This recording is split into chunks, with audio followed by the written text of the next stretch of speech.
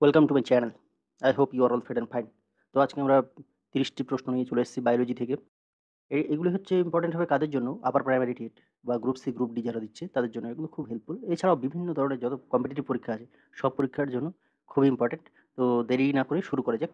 প্রশ্ন নাম্বার ১, কি বলা হয়েছে উদ্ভিদের যে সবুজ রঞ্জক সালোকসংশ্লেষ ঘটায় তা হলো?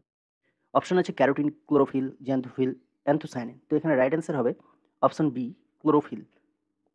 তারপর পরের প্রশ্ন হচ্ছে প্রশ্ন নম্বর ২, উদ্ভিদ সূর্যালোক ব্যবহার করে খাদ্য তৈরির প্রক্রিয়াকে কি বলা হয়?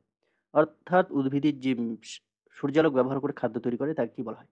অপশন আছে রেসপিরেশন, ট্রান্সপিরেশন, ফটোসিনথেসিস আর অপশন ডি আছে জার্মিনেশন। তো এখানে সঠিক অ্যান্সার হবে অপশন সি, সালোক সংশ্লেষ অর্থাৎ ফটোসিনথেসিস বলা হয়।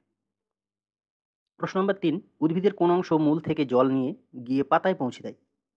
তো জল বহন করে ফ্লোয়েম, জাইলেম, ক্যাম্বিয়াম নাকি স্টোমাটা? তো এখানে সঠিক অ্যান্সার হবে অপশন বি, জাইলেম। জাইলেম হচ্ছে মূল দ্বারা জল বহন করে পাতায় পৌঁছে দেয়। পরবর্তী প্রশ্ন, প্রশ্ন নম্বর ৪, উদ্ভিদে গ্যাসের আদান-প্রদান মূলত কোন অংশ দিয়ে হয়? তো উদ্ভিদের গ্যাসের আদান-প্রদান এখানে অপশন যেগুলো আছে সেগুলো হচ্ছে রুট, স্টেম, স্টোমাটা, ফ্লাওয়ার। তো এখানে স্টোমাটা অর্থাৎ যেটাকে আমরা পত্ররন্ধ্র বলি, এই পত্ররন্ধ্রের মাধ্যমে কিন্তু গ্যাসের আদান-প্রদান হয়ে থাকে। সেজন্য রাইট অ্যান্সার হবে অপশন সি। প্রশ্ন নম্বর ৫, জীবনের সবচেয়ে ছোট একক কি? অর্থাৎ the smallest unit of life. Option আছে অ্যাটম, সেল, টিস্যু, অর্গান। তো এখানে রাইট অ্যান্সার হবে, এটা তোমরা সবাই জানো,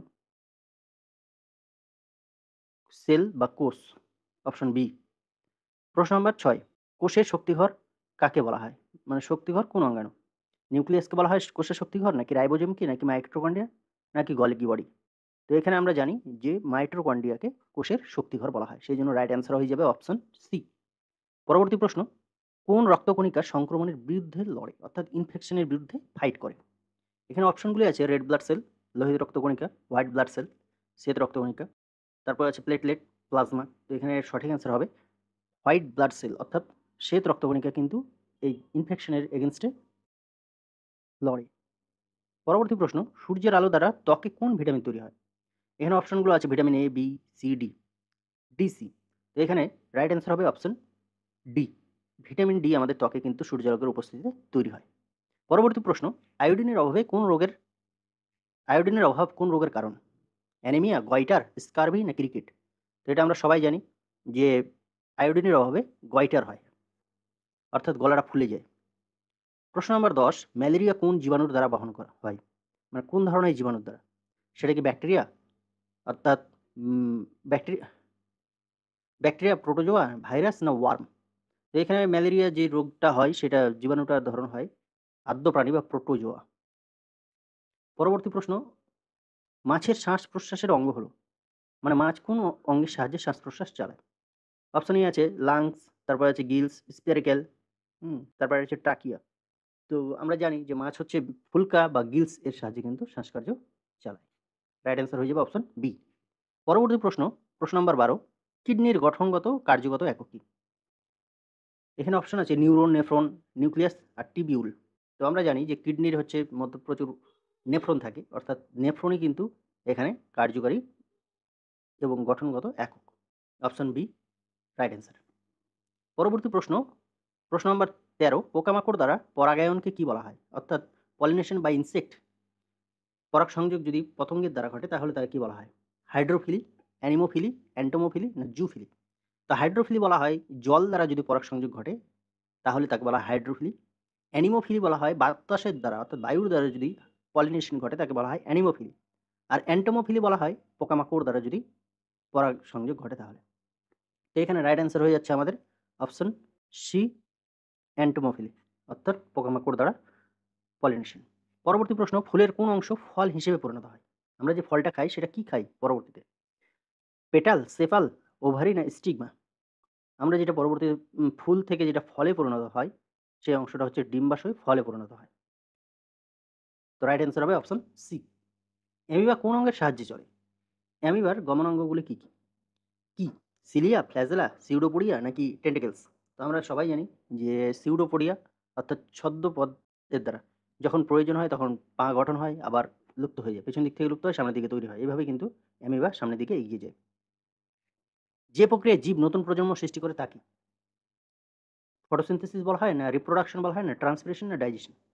অর্থাৎ একটা জীব থেকে পরবর্তী যে অপত্য তৈরি হয় সেটাকে কি বলা হয়? সেটাকে আমরা জানি যে রিপ্রোডাকশন বলা হয় অর্থাৎ প্রজনন। তাহলে রাইট অ্যান্সার হবে অপশন বি। পরবর্তী প্রশ্ন, স্নায়ুতন্ত্রের কার্যকরী একক কি? স্নায়ুতন্ত্রের কার্যকরী, এর আগে জানলাম আমরা কিডনির। তো এখানে অপশনগুলো আছে নিউরন, নেফ্রন, নিউক্লিয়াস, অ্যাক্সন।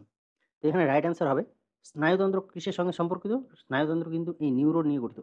সেই জন্য এখানে রাইট অ্যান্সার হবে নিউরন, অপশন বি।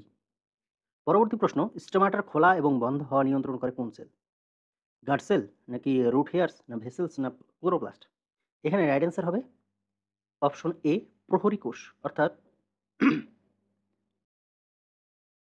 পরবর্তী প্রশ্ন, কোষের লম্বা হওয়ার জন্য দায়ী উদ্ভিদ হরমোন, মানে কোষকে লম্বা হতে সাহায্য করে কোন উদ্ভিদ হরমোনটি কোষকে লম্বা হতে সাহায্য করে, ইলংগেশনে সাহায্য করে? তো এখানে রাইট অ্যান্সার হবে অপশন এ অক্সিন। এই অক্সিন হরমোনটা কিন্তু কোষের বৃদ্ধির জন্য দায়ী, অর্থাৎ কোষকে বৃদ্ধি হতে সহায়তা করে। ডিএনএ প্রধানত কোথায় পাওয়া যায়? DNA mitochondria, nucleus, ribosome, cytoplasm. DNA কিন্তু কয়েক জায়গায় পাওয়া যায়, কিন্তু এখানে বলা হয় যে প্রধানত মানে মেনলি যেটা পাওয়া যায় সেটা হচ্ছে অপশন সি নিউক্লিয়াসে কিন্তু ডিএনএ পাওয়া যায়। পরবর্তী প্রশ্ন, মানুষের শ্বাসক্রিয়ায় কোন গ্যাস নির্গত হয়?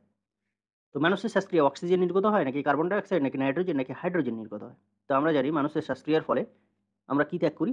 আমরা ত্যাগ করি হচ্ছে কার্বন ডাইঅক্সাইড আর গ্রহণ করি অক্সিজেন। সেই জন্য রাইট অ্যান্সার হবে অপশন বি। পরবর্তী প্রশ্ন, বাতাসের মাধ্যমে পরাগায়নকে কি বলা হয়? এটা আমরা অলরেডি জেনে ফেলেছি, তো দেখে নিই। এখানে আছে হাইড্রোফিলি মানে জলের দ্বারা, অ্যানিমোফিলি অর্থাৎ বাতাসের দ্বারা, আর অ্যান্টিমোফিলি, অ্যান্টিমোফিলি হচ্ছে পোকামাকড় দ্বারা, আর জুফিলি পতঙ্গের দ্বারা। ওটা জুফিলি মানে পশুর দ্বারা যদি হয়। তো এখানে রাইট অ্যান্সার হবে অপশন হচ্ছে বি অ্যানিমোফিলি অর্থাৎ বাতাসের দ্বারা পরাগায়ন। পরবর্তী প্রশ্ন, উদ্ভিদের কোন অংশকে খাদ্য কারখানা বলা হয়? এখানে অপশন আছে রুট, লিফ, স্টেম, ফ্লাওয়ার। তো আমরা খাদ্যর কারখানা বলা হয় পাতাকে, কারণ পাতায় প্রচুর পরিমাণে কি তৈরি হয়? সালোক সংশ্লেষণের মাধ্যমে খাদ্য তৈরি হয়। এই জন্য একে বলা হয় খাদ্যের কারখানা বা ফুড ফ্যাক্টরি।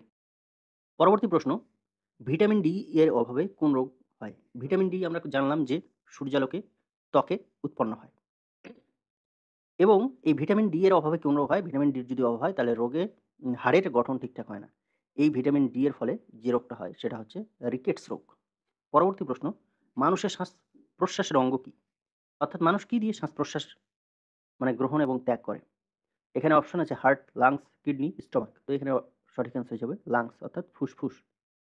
পরবর্তী প্রশ্ন, প্রশ্ন নম্বর ২৬, ম্যালেরিয়া কোন জীবাণুর কারণে হয়? ম্যালেরিয়াটা কোন জীবাণুর কারণে হয়? এখানে এই প্রশ্নটা অলরেডি একবার হয়ে গেছে, সরি সেইজন্য। ভাইরাস, প্রোটোজোয়া নাকি ব্যাকটেরিয়া না ওয়ার্ম? এখানে রাইট অ্যান্সার হবে প্রোটোজোয়া অর্থাৎ আদ্য প্রাণী।